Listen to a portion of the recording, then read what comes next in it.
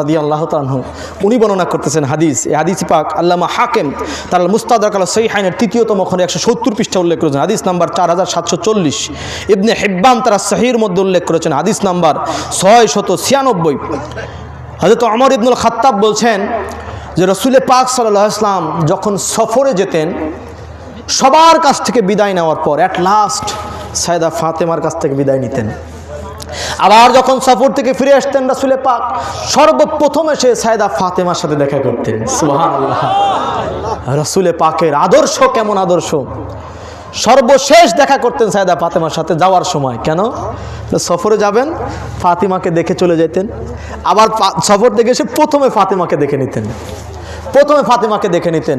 হযরত ওমর বলতেছেন, আমরা সবাই রাসূল পাককে বলতাম, ফিদাকা আবি ওয়া উম্মি ইয়া রাসূলুল্লাহ, আপনার উপরে আমার বাবা মা কুরবান, আপনার উপরে আমার বাবা মা ফিদা, উৎসর্গিত হোক। হযরত ওমর বলছেন আমরা সবাই এটা বলতাম। এখন রাসূল পাকের হাদিস শোনেন। হযরত ওমর বলতেছেন যে আমরা বলতাম এটা, ফাকালা লাহা রাসূলুল্লাহ সাল্লাল্লাহু আলাইহি ওয়াসাল্লাম ফিদাকা আবি ওয়া উম্মি ইয়া ফাতেমা, পড়েন আল্লাহু আকবার। হযরত ওমর বলতেছেন আমরা বলতাম, ইয়া রাসূলুল্লাহ, হাবিবাল্লাহ, আমাদের পিতা মাতা আপনার উপরে কুরবান হোক। আর রাসূল পাকের আদর্শ ছিল, রাসূল পাক বলতেন ফিদাকা আবি ওয়া উম্মি ইয়া ফাতেমা, বলে হে ফাতেমা, তোমার উপরে আমার পিতা মাতা উৎসর্গিত হোক। রাসূল পাক নিজের পিতা মাতাকে উৎসর্গিত করতেন সাইয়েদা ফাতেমার উপরে। সাইয়েদা ফাতেমা এমন ব্যক্তিত্ব, হযরতে উম্মুল মুমিনিন আয়েশা সিদ্দিকা রাদিয়াল্লাহু তাআলা আনহা বলছেন, মুসলিম শরীফের সহিহ হাদিস, বলতেছেন রাসূল পাকের চলাফেরা কথাবার্তার সাথে হুবহু মিল সাইয়েদা ফাতেমার থেকে বেশি আমি আর কাউকে দেখি নাই। সেই সাইয়েদা ফাতেমার সম্পর্কে আয়েশা সিদ্দিকা বলতেছেন যে রাসূল পাক যতবার সাইয়েদা ফাতেমা রাসূল পাকের কাছে আসতেন, ততবার রাসূল পাক সাইয়েদা ফাতেমার জন্য দাঁড়ায় যেতেন, নিজের কুরসি ছেড়ে দিয়ে দাঁড়ায় যেতেন। পিছনের লোকজন মনে হয় রাগ করতেছেন আমার কথা। কি রাগ করতেছেন নাকি? আমি আপনাদেরকে বোঝাতে চাচ্ছি কয়েকটা জিনিস, এখান থেকে আপনারা বুঝবেন। এক, রাসূল পাক নারী জাতিকে সম্মানটা কোন জায়গাতে দিয়েছেন। এক, দ্বিতীয়ত সাইয়েদা ফাতেমা কি চিজ ছিলেন যে রাহমাতাল লিল আলামিন, সাইয়েদা ফাতেমার জন্য কুরসি ছেড়ে দিয়ে দাঁড়ায় যেতেন, যতবার আসতেন ততবার দাঁড়ায় যেতেন। এই দাঁড়ানোকে আরবিতে বলা হয় কিয়াম। আরবিতে কি বলা হয়?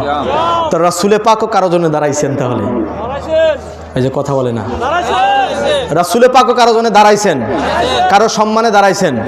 কার জন্য দাঁড়াইছেন? জোরে বলেন, কার জন্য দাঁড়াইছেন? তো আমার নবীও কারো জন্য দাঁড়াইছেন, কিয়াম করছেন। কিয়াম আমার নবীও করছেন। কার জন্যে? সাইয়েদা ফাতেমার জন্যে। ওনাকে সম্মান দেওয়ার জন্যে আমার নবী নিজের চেয়ার ছেড়ে দাঁড়াইছেন। তো ভাই, রাসূল পাক আমাদের এখান থেকে শেখাচ্ছেন কাউকে সম্মান দেওয়ার জন্যে কুরসি ছেড়ে দিয়ে দাঁড়ানো বা তাকে দাঁড়িয়ে সম্মান করা, এই বিধানটা আমার নবী আমাদেরকে শিখাইছেন এখান থেকে। ঠিক কিনা বলেন? রাসূল সাল্লাল্লাহু আলাইহি ওয়াসাল্লাম সাইয়েদা ফাতেমার জন্য দাঁড়াইছেন। আসেন, সামনে আসেন, পিছনে আসেন, এখানে আসেন। বুঝতে পারছেন? দাঁড়াইছেন ওনার জন্য। তা আমরা নবীর জন্য দাঁড়াইতে পারি কি পারি না?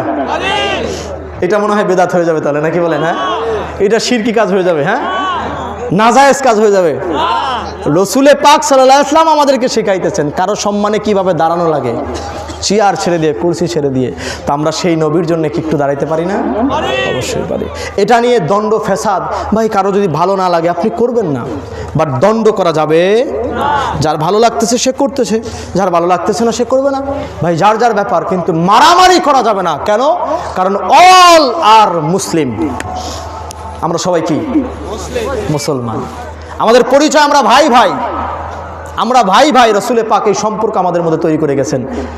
কারো সাথে কারো মাসলাকগত দিক থেকে, আকীদাগত দিক থেকে, মাসাইলগত দিক থেকে একটু চেঞ্জ থাকবে, এটা স্বাভাবিক, natural. This is very natural. কেন? কারণ রাসূল পাক বলেছেন তাফতারিক উম্মতি আলা সালাসা সাবিনা মিল্লাত কুল্লুহুম ফিন্নার ইল্লা মিল্লাত Waheeda. The team of Bani Israel had divided 72 groups, and my ummah will be divided 73 groups. All of them will go to the Jahannam except one. আমার নবী বলেছেন আমার উম্মত 73টা দলে বিভক্ত হয়ে যাবে। 73টা দলে তারা কাতারে কাতারে বিভক্ত হয়ে যাবে। এর ভিতর থেকে সব দল জাহান্নামে চলে যাবে, মাত্র একটা দল ছাড়া। তা এই যে দলের ভিতরে বা এই যে আপনার একজনের আরেকজনের সাথে আকীদাগত মাসলাকগত মাসাইলগত অমিল থাকবে, এটা কিন্তু স্বাভাবিক, কিন্তু পরিচয় বল আর মুসলিম, আমরা সবাই মুসলমান।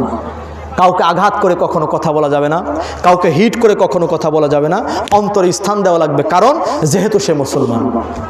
আমি কি বুঝাইতে পারছি আপনাদের? আমার কথা বোধহয় কষ্ট নিচ্ছেন আপনারা? হ্যাঁ, আসেন সামনের দিকে যাই।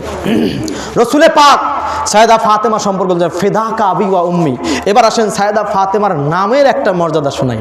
রসুলে পাক বলতেছেন, রসুলে পাক সাল্লাল্লাহু আলাইহি ওয়াসাল্লাম সায়েদা ফাতিমাতুজ জাহরার নামের মর্যাদা বলতেছেন এই হাদিসে পাক।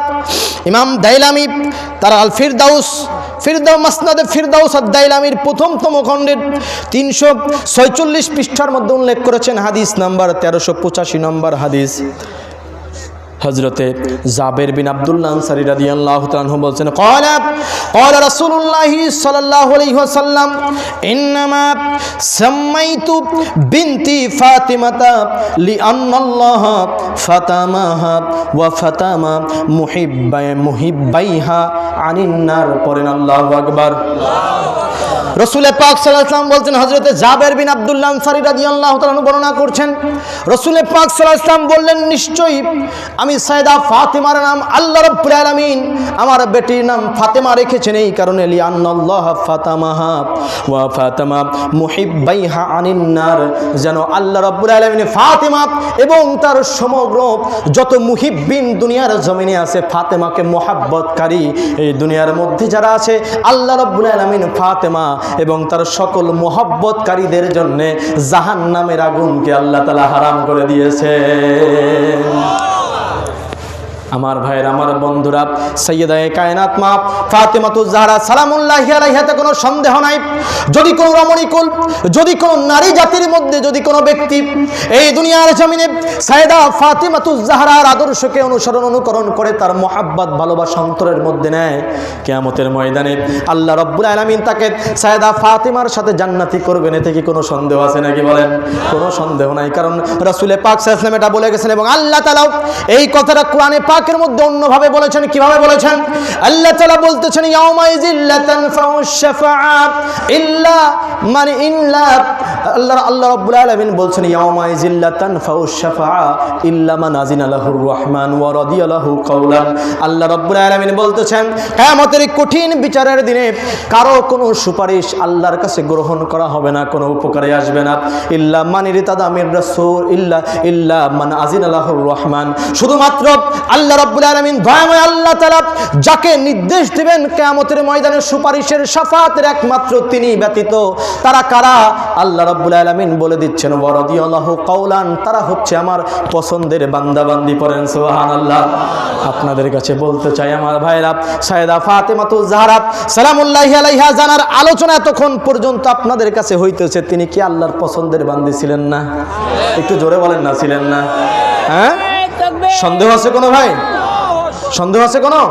প্রশ্নই ওঠে না ভাই। কারণ তিনি যদি আল্লাহর পছন্দের বান্দি না হবেন, আল্লাহ রাব্বুল আলামিন তাকে জান্নাতের নারীকুলের সর্দারিনী বানাতেন? কখনোই বানাতেন না। যেহেতু আল্লাহ রাব্বুল আলামিন তাকে জান্নাতের রমণী কুলের সরদারিনী করে দিয়েছেন, সুতরাং আল্লাহ রাব্বুল আলামিন অবশ্যই তাকে বড্ড ভালোবাসেন, পছন্দ করেন। ঠিক কিনা বলেন? তো আমার আল্লাহ তাআলা বলতেছেন, আমি দুনিয়ার মানুষ তোমাদেরকে বলে দেই, কিয়ামতের ময়দানে কারো কোনো সুপারিশ আমার কাছে গ্রহণ করা হবে না। শুধুমাত্র আমি আল্লাহ তাআলা যাদেরকে কিয়ামতের ময়দানে শাফাআতের অনুমতি দেব, একমাত্র তারা শাফাআত করতে পারবে। তারা কারা? আল্লাহ বলে দিয়েছেন, ওয়া রাদিয়াল্লাহু কাওলান, আমার পছন্দের বান্দাবান্দি।